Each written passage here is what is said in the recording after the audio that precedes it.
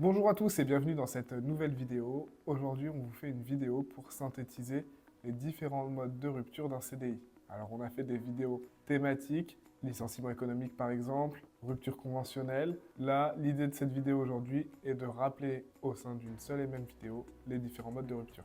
Pour commencer cette vidéo, on va synthétiser les modes de rupture en 3 catégories. Les ruptures qui peuvent être à l'initiative du salarié ou de l'employeur ou des deux en même temps, les ruptures qui sont à l'initiative exclusive de l'employeur et les ruptures qui sont liées à une demande du salarié.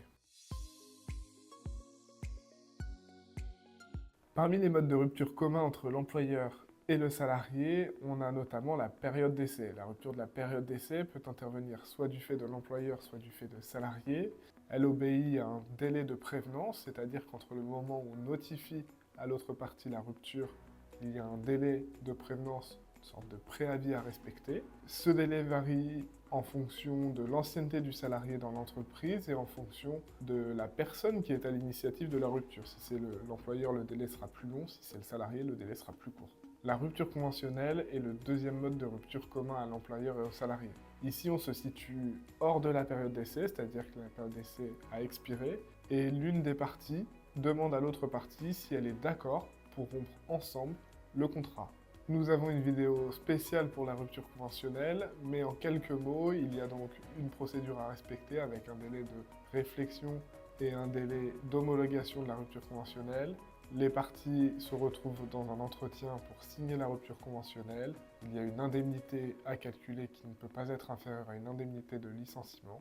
Et au terme des 2 délais, le contrat est rompu. Ce mode de rupture permet aux salariés de bénéficier d'allocations de retour à l'emploi une fois le contrat terminé.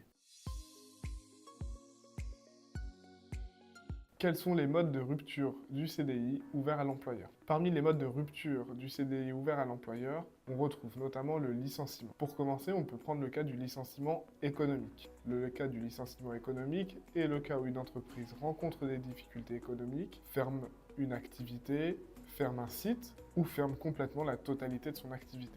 Auquel cas le salarié est protégé dans le cadre de cette procédure et bénéficie donc de dispositions particulières. Il peut bénéficier d'un contrat de sécurisation professionnelle lorsqu'il en remplit les conditions. Pour expliquer tout cela, nous avons fait une vidéo spécifique, et même deux, une vidéo sur le licenciement économique, une vidéo sur le contrat de sécurisation professionnelle.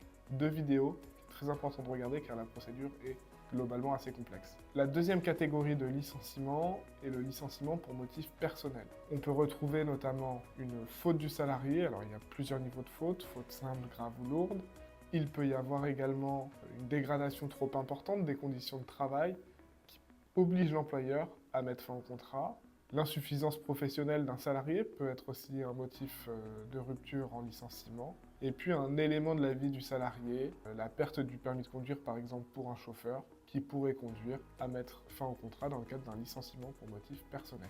La procédure est assez standard, il faut convoquer le salarié à un entretien, se tient l'entretien dans lequel l'employeur et le salarié échangent sur les raisons du licenciement, et l'employeur peut notifier ensuite le licenciement s'il estime que l'entretien n'a pas permis d'aboutir à une autre sanction que le licenciement. Selon les cas, il y a plus ou moins d'indemnités à verser aux salariés. Il peut y avoir une indemnité de licenciement, une indemnité de préavis, et puis l'indemnité de congé payé à devoir aux salariés. Troisième cas de rupture du contrat en CDI, la mise à la retraite.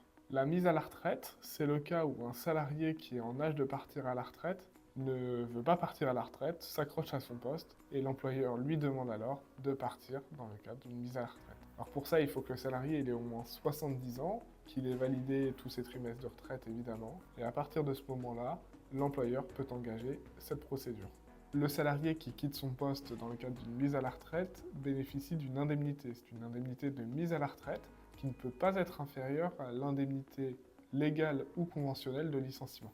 Enfin, il existe 2 dernières catégories qui permettent à l'employeur de mettre fin seul au contrat en CDI. C'est le cas de la force majeure, c'est le cas du coup dans lequel une catastrophe naturelle, par exemple, détruit l'entreprise et l'entreprise n'a plus les moyens de continuer son activité. Et puis, il peut y avoir le décès de l'employeur lorsque l'employeur est une personne physique qui permet de mettre fin au contrat. Nous atteignons maintenant la dernière partie de cette vidéo. On va donc évoquer les modes de rupture qui sont à l'initiative du salarié exclusivement. Premier cas de rupture du CDI qui est le plus courant, j'imagine, c'est la démission. La démission, c'est l'acte dans lequel le salarié notifie à l'employeur la volonté de quitter l'entreprise. À partir du moment où la démission est posée, commence un délai de préavis que le salarié doit respecter. Ce délai, il peut être prévu contractuellement ou conventionnellement selon la convention collective donc. Deuxième cas de rupture du CDI à l'initiative du salarié, on parle ici du départ volontaire à la retraite. Le départ volontaire à la retraite est lorsque le salarié a atteint l'âge légal de départ à la retraite et souhaite quitter l'entreprise. Il profite alors pleinement de sa retraite, mais pour profiter de sa retraite, on lui donne une indemnité. L'indemnité, elle est calculée selon un barème soit légal, soit conventionnel selon ce qui est le plus favorable pour le salarié.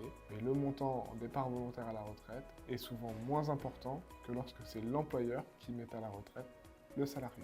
Troisième cas de rupture du CDI à l'initiative du salarié, c'est la résiliation judiciaire ou la prise d'acte. Alors les deux motifs sont un peu différents. La résiliation judiciaire consiste à demander au conseil de prud'homme la résiliation judiciaire du contrat. C'est une procédure qui est engagée directement auprès du conseil de prud'homme et c'est le conseil de prud'homme qui statue pour dire si le contrat est résilié ou pas. Pour que cela fonctionne, il faut des motifs graves et significatifs qui permettent au conseil de prud'homme de statuer en ce sens. La prise d'acte de rupture est un peu différente. C'est le salarié qui notifie la rupture du contrat à son employeur au motif que les conditions de travail ne lui permettent plus d'exercer ses fonctions sereinement. Et le salarié demande directement à l'employeur la rupture du contrat. Une fois la prise d'acte adressée à l'employeur, le salarié doit saisir le conseil de prud'homme pour faire homologuer la prise d'acte de rupture. Cette étape est très importante. Le conseil de prud'homme a 1 mois pour répondre.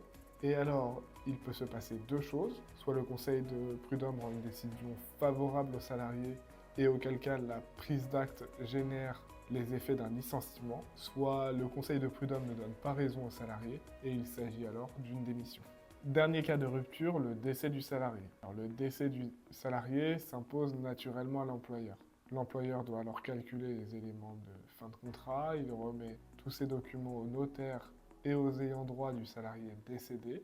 Les sommes sont payées et vont entrer directement dans le cadre de la succession. Enfin, l'employeur doit penser à résilier les différents contrats qui étaient ouverts au nom du salarié, par exemple les contrats de mutuelle, de prévoyance par exemple. Cela facilitera le travail du notaire et des ayants droit. Et enfin, il faut bien penser à faire une déclaration à la prévoyance qui doit normalement comprendre une indemnité décès qui pourra être versée dans le cadre de la succession. J'espère que cette nouvelle vidéo vous a plu. On a essayé de la faire très synthétique, mais il ne faut pas hésiter à aller se reporter aux autres vidéos qui sont présentes sur notre chaîne et qui précisent un petit peu plus chaque mode de rupture. N'hésitez pas à commenter cette vidéo ou à nous apporter des préconisations sur des vidéos ou des sujets que vous voudriez qu'on traite. Et on se retrouve très vite dans une prochaine vidéo. À bientôt!